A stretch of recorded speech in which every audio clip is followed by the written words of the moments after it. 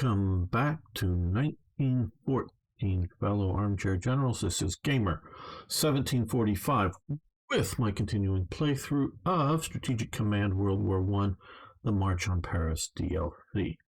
Right. Well, before we get into that, I want to thank Shirkan, my newest supporter on Patreon. Thank you so much for your support there. Now, everybody else, hey, you can support me on Patreon if you like, but what I really want is you to hit that like button, subscribe, of course, if you haven't already, and post a comment below. Just you can say hi. That really helps so much with the algorithm. What I really love is more growth with the channel, and I think there's a bigger audience than we're getting for games like this out here. So love to have you help me with getting more people here. Right. Okay, this unit here was up there and entrenched. I moved them back to wipers so that they can get, better reinforced, better replacements. But we're going to try to take out this cavalry unit here to keep them from possibly, because I just worried that they might dash down in and kill the unit. So we're going to, you've already struck, but you haven't. So we're going to remember to do this. And switching back and forth between strategic command and war plan, 2 different clicks. Okay, so we're going to hit here. Okay, that did the expected level of damage. Now these guys, right up to here. Hopefully take them right. Very good.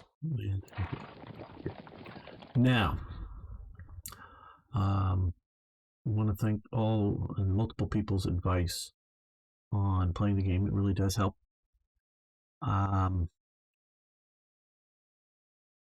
We're doing well here. Been sort of warned about this would be about the time for massive French reinforcements, so we don't want to get too strung out. But we want to keep going. Now, if we were to push here at Arras, which we will in time, try to push for the coast, it would be sort of an odd railway support. Doable, but odd. We do some of these HQs further forward.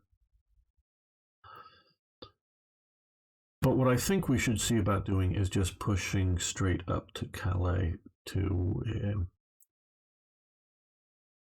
so, in that vein...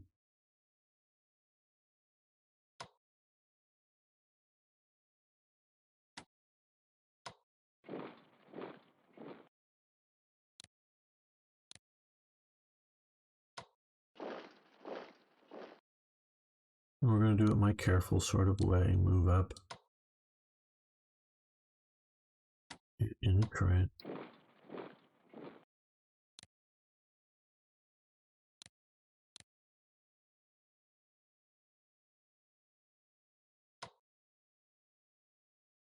Let's look at supply.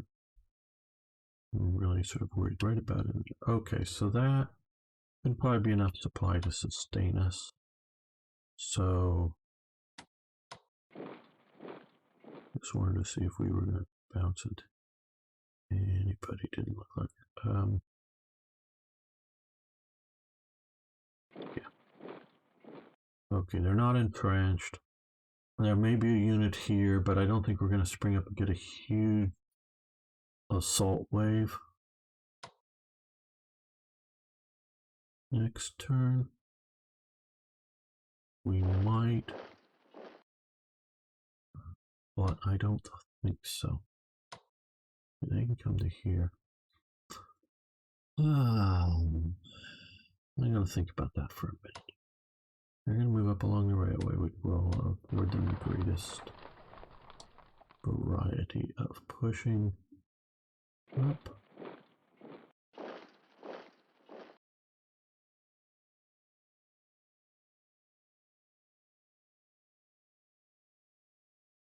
Yeah, I think with all of this, we're going to be assaulting here solidly, because we can attack with 6 ground units and however many shells we'll have there. So we'll probably take Saint Omer next turn. So we're going to move these up here.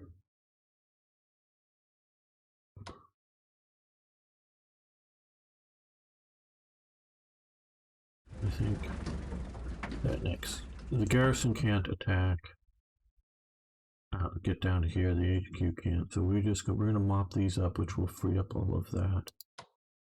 Yeah, we'll see about shifting. Yeah. Attack last episode, I should say. Now, a little bit of talk about reducing some of these forts. They have their own secondary supply, but this unit is going to be functionally static there.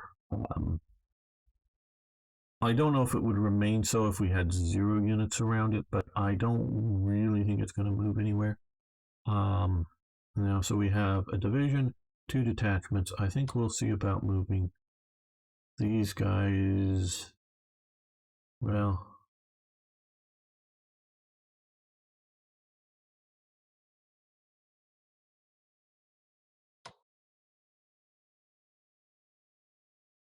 they can't dig in, they attacked. Okay, well,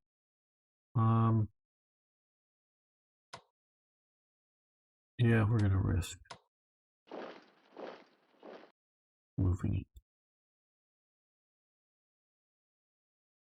Because we can have a good sort of solid lines along some of these places here, I think.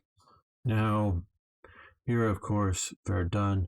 I really don't think we're going to try to do a direct assault on it. We're going to continue to work to cut off Verdun so that those troops, the excess outside of it, won't either be able to or try to escape. You're going to come up here, which looks like now we've cut it. How big of a max rate? 8. Okay.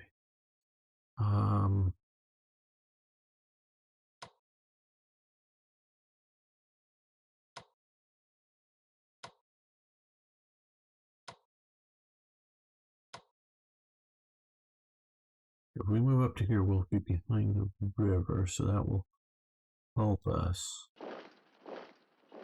if they decide to attack. Okay. Oh, good. There's nobody there. So we're going to rush down and take this, I guess. We might as well. Now, over here, though, I do sort of feel like attacking.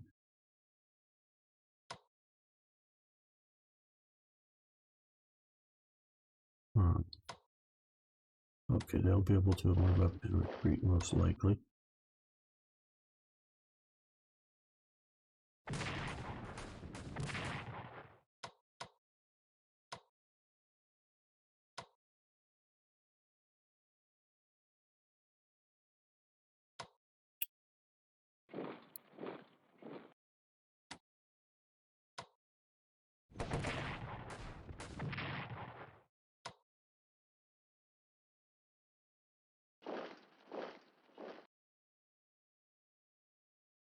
After the unit that we might have a chance to kill it. In order to be in there.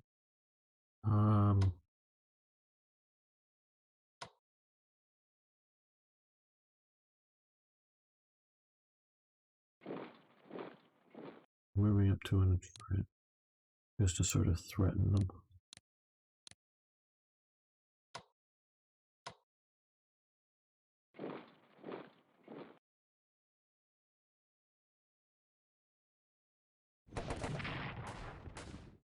Good.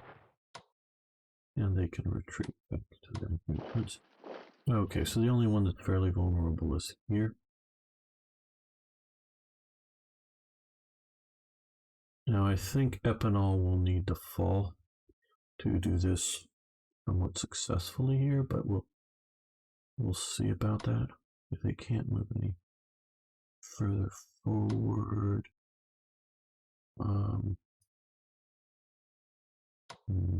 I think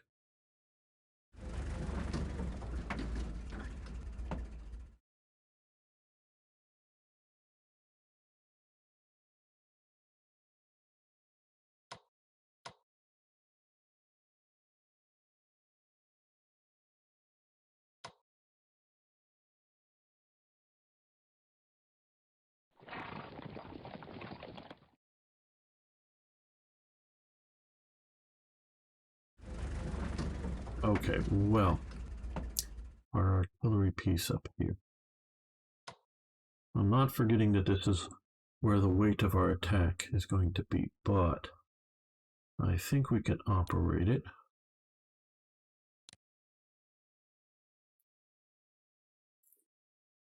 And I'm wondering about ethanol here. How close can we get? Okay, that'd be a couple of turns to get it up there. Don't yet think we need it here. We're not going to really hit we're done. Yeah, ethanol would maybe be a good place for it. There is a fortress there, so we're going to put it here.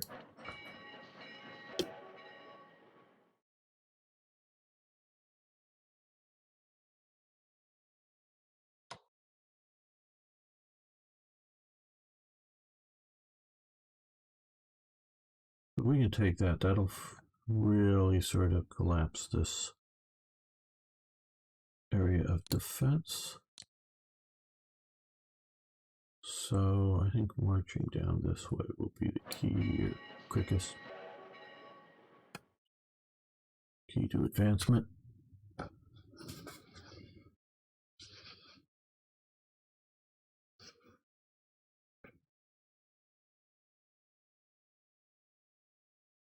Now up here, let's reinforce.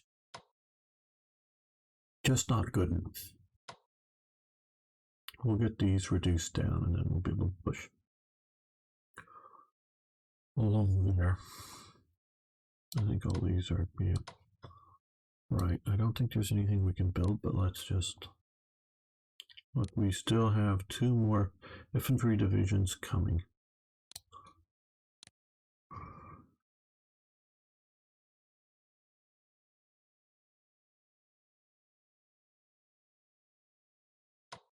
Well, we have all these. Okay. Yes.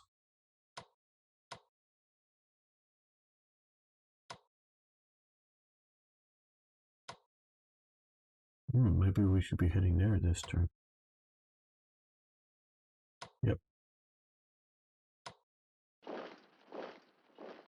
Okay. And you can look down and see down here to see what's affecting the attack. Mostly I just look at the expectations of the results as being the what guides me whether I should attack or not.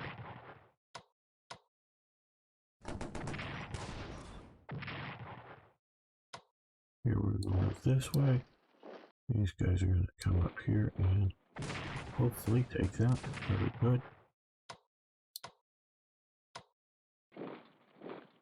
Okay, so that secures rail links down this way.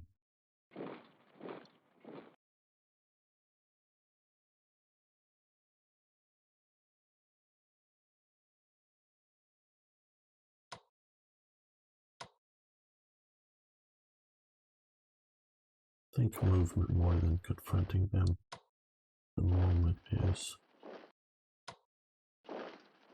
best. We can't dig in, but we can move them 1 hex closer.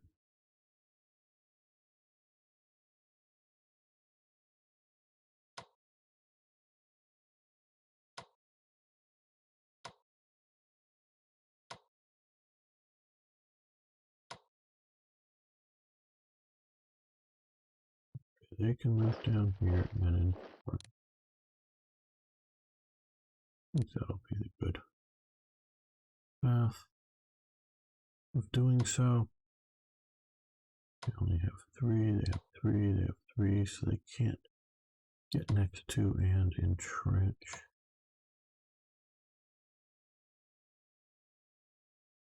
River's good, but not quite good enough.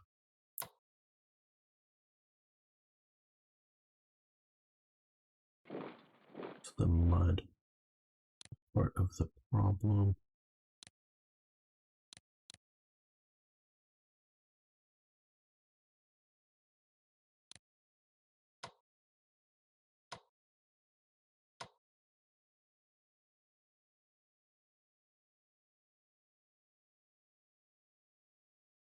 We go here, we come up and entrench and get some good reconnaissance. Yeah, about like that.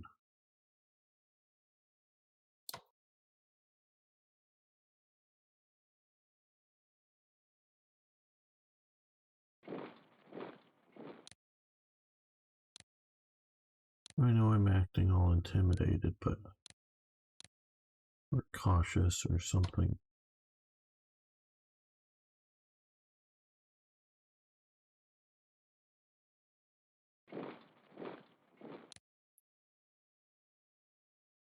And yes, I get mechanized warfare and advance, but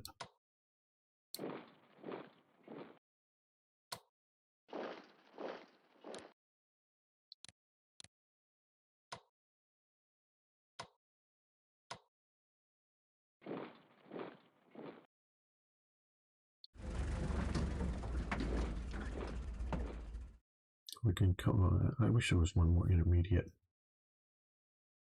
Yes, the lure of Paris. We are pushing here. We're just not. What we're not going to do is strip all this away. Like we're not going to come up here and take all of these units once we defeat the Belgians and push it in for this rush to Paris. I know some of you know World War One better than I and can look at some of the maps, which I'm not looking at right now.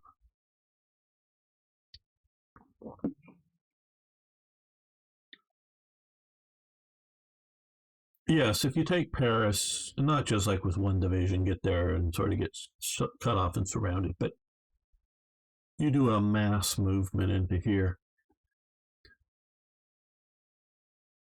you could see a French collapse. Again, I have to always say this, and war gamers and historians often sort of forget about it. But warfare is a political act, okay? So warfare always needs to be understood within the concept of politics. To understand warfare, you need to understand politics. It could be your domestic politics of Germany, it could be the politics of your enemy. It could be the politics of neutral countries. You know, so, and it could also be diplomacy, which is a type of politics. And so you have to look at that. And one element, and it's not just, people when they say politics, they often think, which party are you voting for? Democrat or Republican or Labor or Conservative or whatever. No, that is part of it. But also, you have to look at it. You can be a sort of diehard ideological labor type supporter and end up voting for the conservative, like we saw the last elections. I know they've lost a lot of support in the north, at least according to some polling. The conservatives in districts that they won that had been forever since they've been created had been labor. It's because not because they switched their political views and I'm now a conservative. No, it was just several things, including Brexit. Get the thing done, and you can have whatever opinion on Brexit you want to have. I'm not trying to say one opinion is better than the other, but it just sort of like they voted leave. They're getting out. Let's just get out. Let's not keep in this sort of are we in, are we out, or whatnot. And so a lot of labor people in the north, as well as the sort of woke social justice and mass immigration that is threatening the north of England and its labor market, they're going labor leaders under Jeremy Corbyn are not are not being good governance. And even though they weren't in power, what they were saying wasn't going to be good governance. I don't think most of those people there's all in any district, there's always going to be, like in Britain, some Tories, conservatives, whatever you want to call them, there, and they might just normally be a good 20 or 30% of the vote of the electorate there, and be there and be like that. But the swing of the voters, and there may be some centrists or whatever that aren't diehard, but the diehards, it's not that they were, no, conservatism, that's really the right thing to do from now on. No, they didn't think that. It's just this Labor Party with its policies weren't being successful. Okay, and they didn't see it as a future success. So that's what I mean by a political act. You can not change your core values, your core beliefs, but go, yeah, no, these clowns from whatever thing aren't effectively running the government. And so whether they don't show up at the polls or they vote for somebody else or whatever it might be, okay, you get the point. It's not just about left, right, particular things. If it looks like Germany is marching into Paris and is unstoppable, that collapses the French government. But notice what I said. If they're marching into Paris, actually doing so, and if it looks like they're unstoppable, that collapses the French government. But if they're marching into Paris, just barely, and just barely bashing their way in, they've just held, the center objective hacked here, and maybe this here, but the rest around it are held by. Now, in this scenario, you may win, but the rest are held by French forces. The British forces, are holding up in here with Belgium, and there's, huge forces all holding here. So it's just a salient, and the Germans are, sort of exhausted and stopped, and they hold the Eiffel Tower, and they're just barely holding the Eiffel Tower. That doesn't necessarily mean France collapses. It might, but the perception may be is, oh shit, the Germans marched all the way in here, but we stop them now. Maybe as the war goes on, it depends on how much of Belgium, did Brussels fall in this theoretical scenario, or did, maybe, but, did they hold along some other river line here, good bit of, did they hold Ghent and whatever along here, and is Amiens held secure, and Arras or something around here is all held secure, and it looks like, and maybe there's news reports that the Russians have beat the Germans back and they're moving into Königsberg or something like that, and the Germans are barely holding on. Yeah, the French national morale, the army, the political structure may hold, and they may be able to do a long-term attrition war and defeat the Germans. It's all this, and so in war games, sure, we have, get this particular hex by X date without necessarily looking at every other, objective, is, right now, Verdun is cut off. Yes, it has a local supply element, but we all know that you cut it off and you keep it from being relieved. Eventually, whether through food or ammunition, they're going to run out. And they're going to have to surrender. But if Verdun is being held, even by holding this rail link, but holding somewhere along here, and it's a salient, how it's held, that kind of thing, it does matter in real life. It may not matter in the war game, and so I always try to look at these in that sort of way. So yeah. Pushing here is good.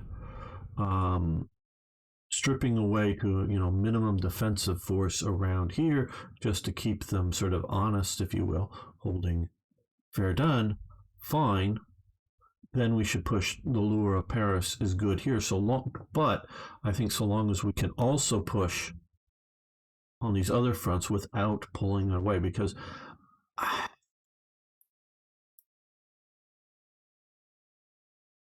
Schlieffen the Schlieffen Plan, the idea, has to be seen in a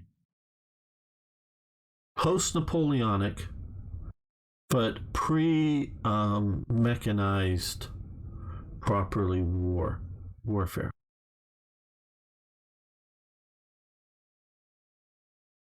It really has to be done that way, because if you look at the Napoleonic, and I've read a lot in Napoleonic, you create fairly big armies, you march them around because they move by foot and horse.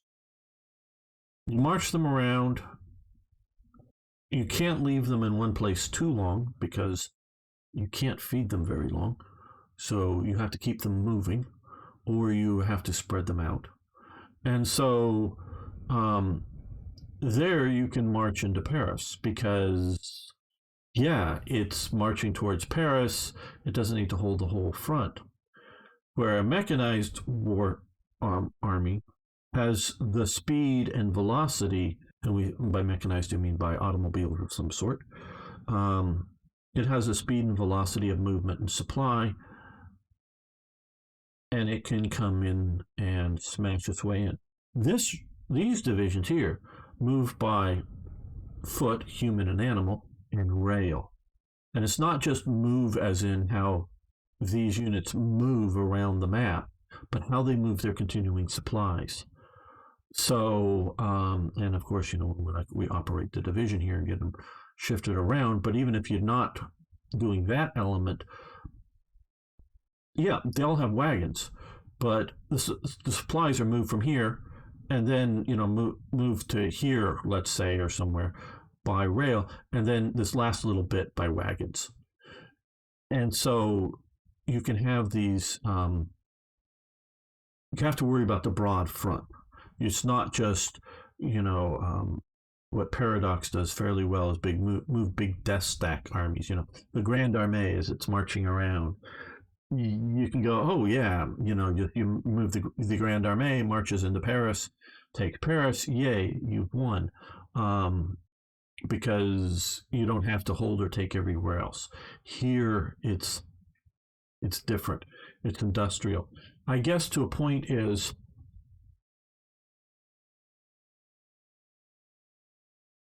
back in the 18th century, and probably for the scale of the situation, the British were the best at ammunition making. And ammunition making in the Napoleonic War, and this is what I'm talking about in the Napoleonic War, isn't just casting lead balls and making powder, though those are two important parts. It's putting them together into paper cartridges, okay? But even they, and for sure the Russians can't, and for sure the French can't, and for sure whatever German state, whether you want to call it Austria or Prussia or Bavaria or whatever, they literally cannot make enough cartridges for continuous battle. They just can't make enough. So they can make a lot. I don't know the production numbers, but you look at something like, the 4 days of Waterloo, the whole sort of Waterloo brief campaign of battles going along there, because it isn't just the last day. And I don't know the ammunition expenditure, but Britain and France can't crank out the level of ammunition that those guys are going to be fighting every single day. If they were doing it every single day, they just cannot crank out that level of ammunition, as well as support all the rest of the ammunition elements needed within the the armies, because you got armies everywhere. I mean, maybe one sort of battle, but even then you probably can't, you really can't. I mean, you could maybe gear up for it, but none of them were. And two, yeah, Britain also, again, for a percentage scale, is one of the best at making muskets.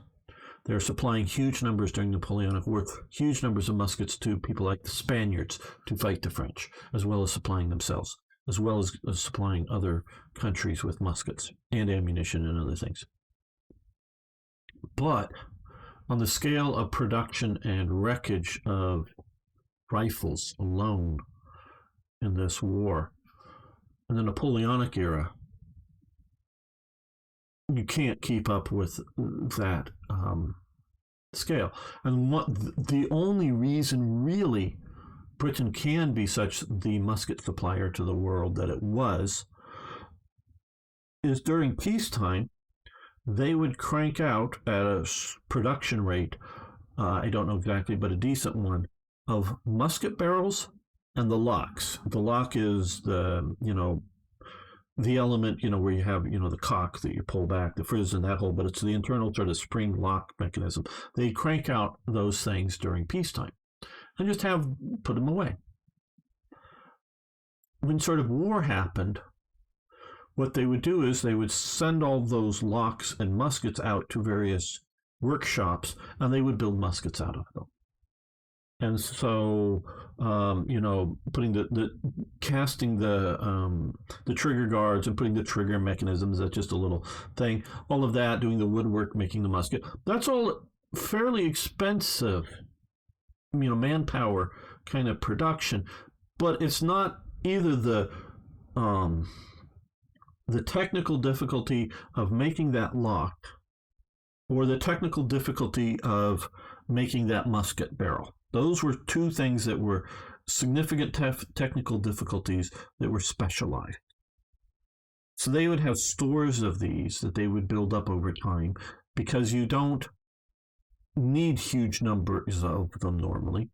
But once you go to war, you need a bunch more, but they take a long time to build. But also how much, how widespread, do you have one factory building it effectively, or 20 factories building them? You just have one factory that cranks out, 10 a day, 100 a day, whatever it is, during peacetime. And then once you go to war, you spread out and do mass production and get large numbers done. That, this is a pre-industrial war, if you will. This World War I is an industrial war. We see it earlier, for sure, with the American Civil War. I would say to a lesser extent to the Crimean War, but starting there. You see industrialized warfare, industrialized ammunition production, to where you can have that sort of sustained production almost to the level of daily battle. Depends on, the scale. So it matters, it's no longer this concentration of force. It needs to be spread out, because you need to, you need to stop the enemy's ability to be able to produce more rifles, machine guns, artillery pieces, ammunition. Excuse me. So, yeah, you get what I mean. And so this is the sort of, I would say, the transition into what comes in the next war, and some wars after that, is the war of maneuver with mechanization, and we don't yet have that here. So whatever the scenario is capturing here, it's more of a perception thing. I mean, there is a lot of industry. France does shift a lot of their industry away from, not so much during, at least, again, I'm not an expert on World War I, not so much during the German advance, but once the lines sort of settle down, they realize that some of their industrial areas are just a little too close to the front. So they shut down some of the production, move it, down more to the south of France, sort of keep the facilities there, and use some of them for reworking damaged rifles and other things. So they keep a little bit of, the factories sort of kind of open in the theater for some work, but they move the main stuff out, and just in case there's a major shift in the front, keep it from being threatened. So it's an industrial scale of war, and we have to look at it that. But so I am going to push towards Paris here with these forces. I think if we look here, we're going to hold here. We're going to hold here. I think we'll move you to here to hold here. I'm just sort of kind of thinking if these guys decide to push out and away. think you'll do us better being further forward, but hold that. Maybe we'll fall back. Yeah, I think maybe falling. No, are we entrenched? No, we're going to entrench here, I think. Hopefully that will be... Oh, that was a bad entrenchment. We don't need to be entrenched there. It should be straight north.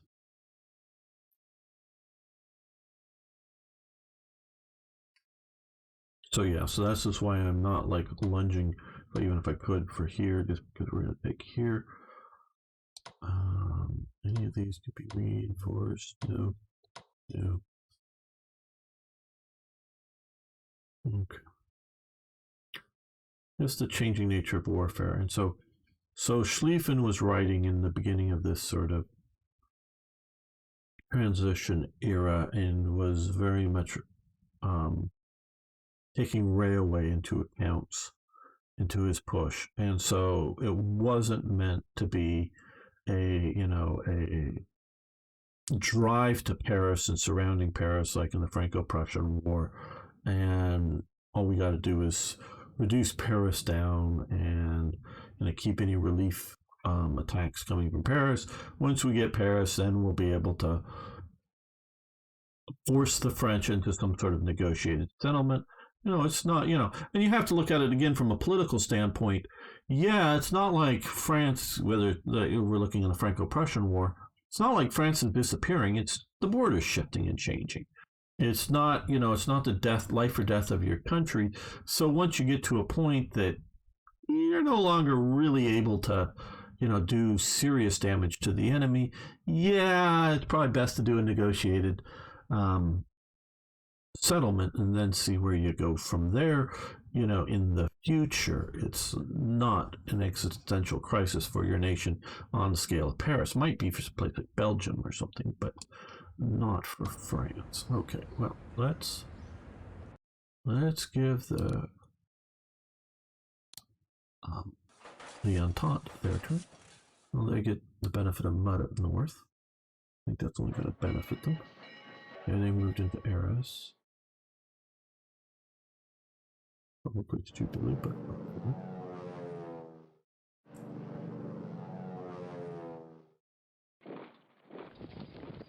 well, they're sure pushing into here. We're falling back to there. Okay. Okay. 43rd Division.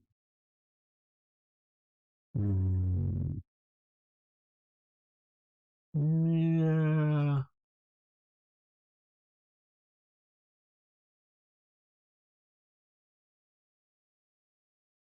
I guess here, because if we're going to move it by rail, it doesn't really matter exactly where we place it other than it's on a rail. And if we're going to walk, that's probably the only place we would walk to from a starting point. Okay, well, our air power is out right now from any use, so I don't have to worry about forgetting to use it. It's just not going to be used.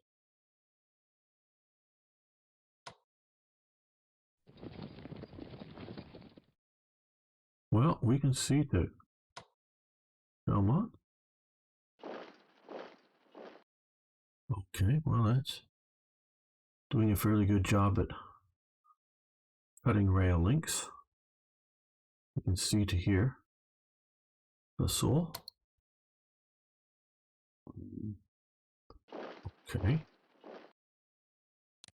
French, no, not worrying about that. Worrying about yeah, maybe I should have been a little more down, but okay, well, good. I guess we're gonna rush up to here with you. I know these guys are here. We'll see about dealing with something with that in a moment. Right now, Epinol. Good.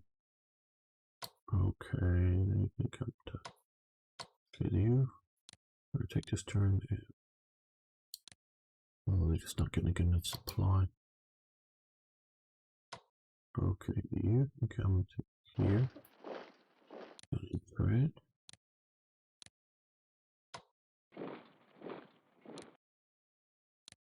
entrench. Move up.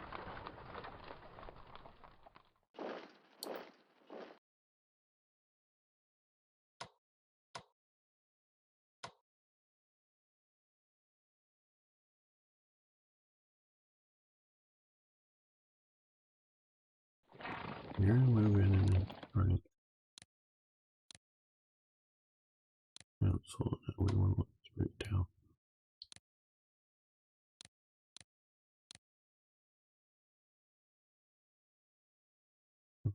Well,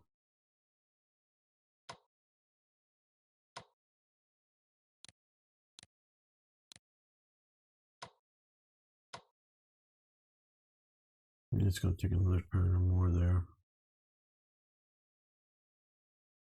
Now, well, now we have good weather up here. Okay, well, I don't even know if we're needing the artillery. Let's shoot it a bit, just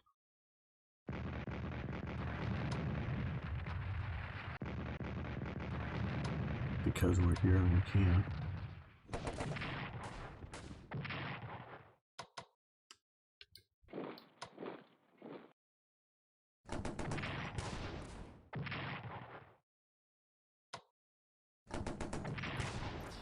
Right, okay.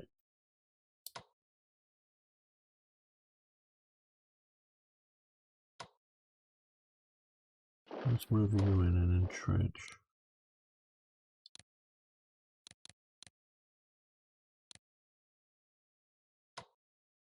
That was a stupid move by you. Don't know why you did it, but okay. I think we're just going to move these guys to where they might do some more good in the near future.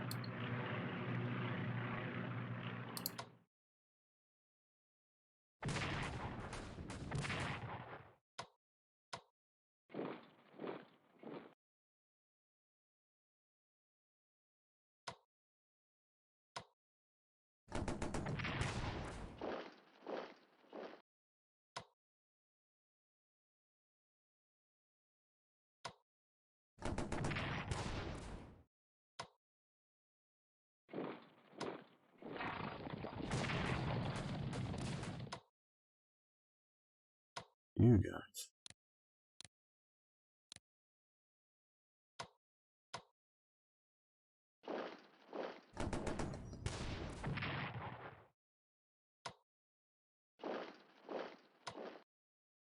Very good. They've attacked. They have not.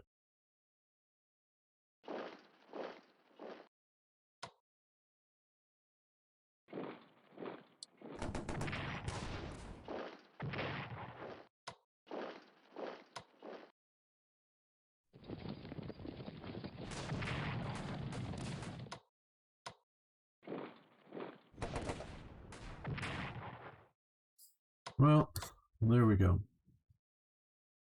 Belgium is done. We've taken the coast. So it's going to free up all of these troops for future operations somewhere else. Yeah, whether exactly pushing along the coast or just pushing in this sort of northern area. That's where we're going to keep them. Advancing along. We've got Verdun fully cut off.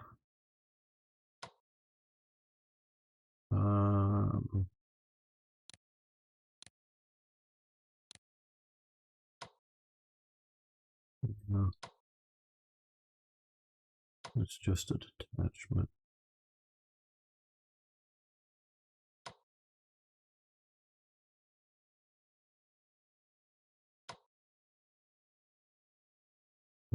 Think about that for a moment.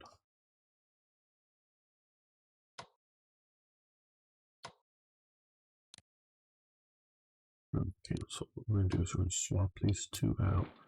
That way we can still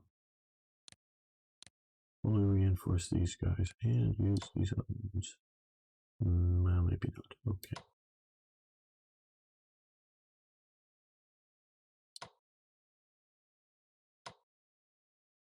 Well, let's come up here and entrench.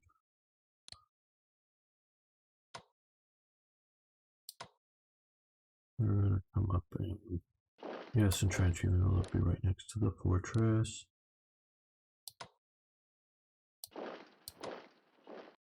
These guys entrenched? No, they're not.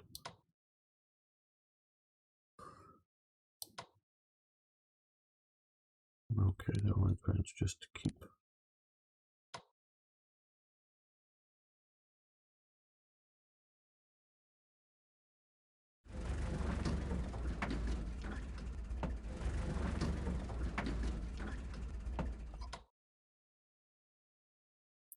Now, down here. Yes. Boom. Big boom. Oh good, we found them before we bumped into them. That is useful.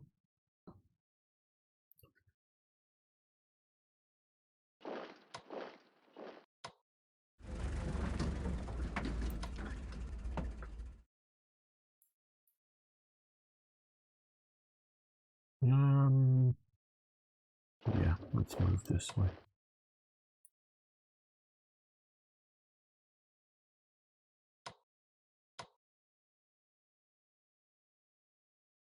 Well, I think we'll use the cavalry. Just by sitting next to them, I don't think they can immediately move in. Now here, well, we want to close this. That's sort of been my... No, okay, let's push along here first. Okay, I only have 3 points, so these guys have enough points, so they're going to come up and entrench and hopefully be able to endure whatever level of attacks they're going to get. Oh, yeah, guess good enough. Now,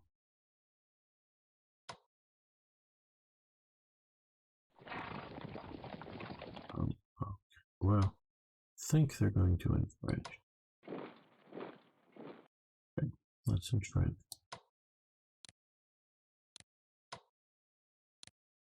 They're strongly reinforced. British element here.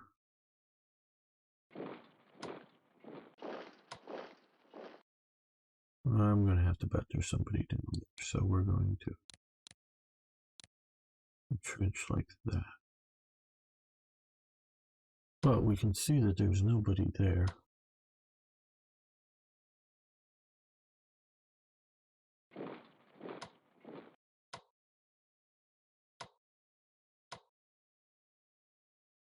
Well, this unit that moved into Arras.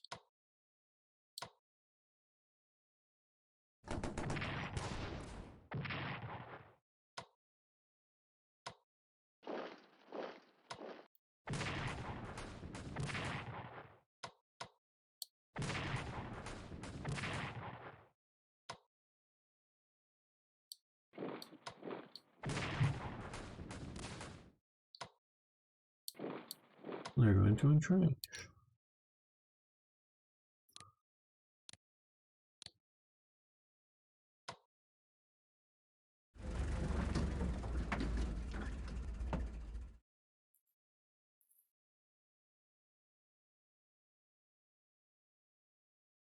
Okay, so as we can see here, we've got relatively solid rail connection up to here, through to here, down through and up into here, through to here, down to here, down to there, down through here, down into here, up and through here. So we've got rail connections for just about everywhere we're going. So we're doing well in that respect. But as we can see here, we don't always, get great supply levels. We north of the river there. Yeah, we're going to use the rivers. Okay, here we go. And we're going to keep holding that there with them.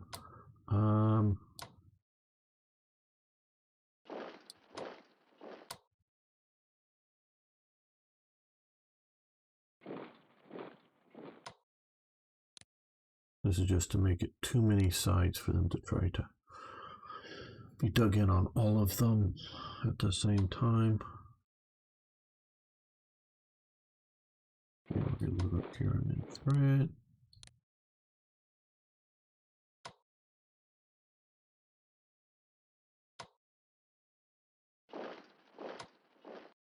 I know this is wildly, deeply penetrating, but if we can take this out, it'll sort of form up as a defensive line. If we can take Epinol, that will cut off all of these horses. Well, in fact, we don't have to take Epinol, we just have to connect these up here, but that would free up a lot of units. Okay, now back up to here.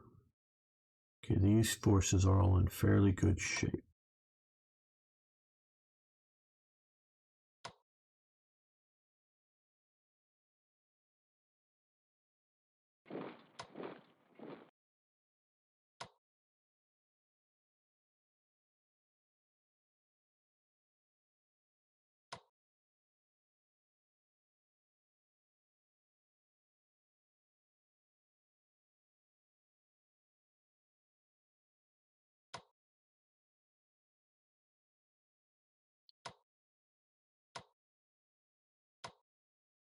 We're going to slide down through there. Okay, good. Great. Nice. We're not going in French, but we're going to come along this way, sort of by the river.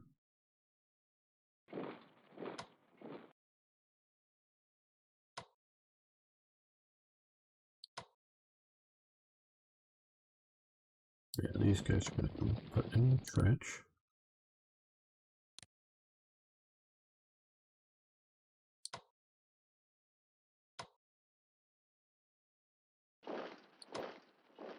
Well, they're not even.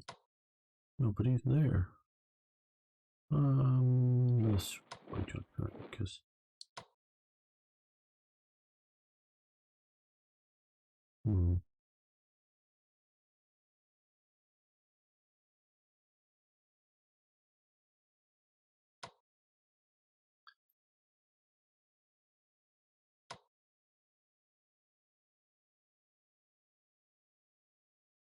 Call this currently collapsing. Front.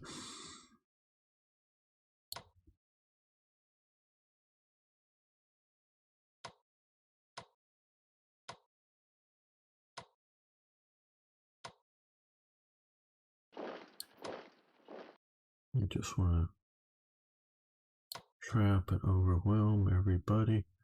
What would be our good but not great.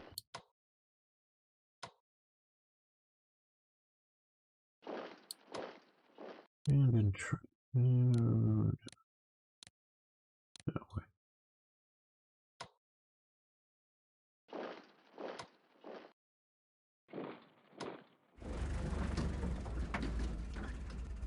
There we go. That's pretty good.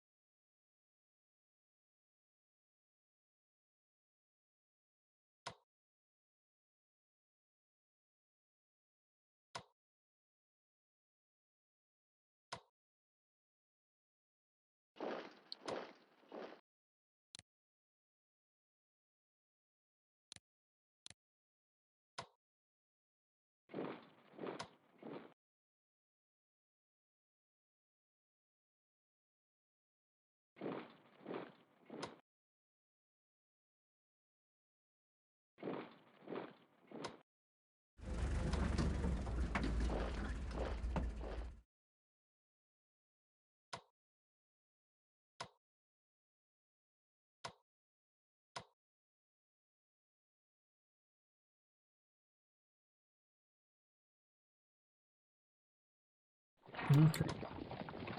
Let's see about entrenching that way, maybe. They come marching up there, I don't know.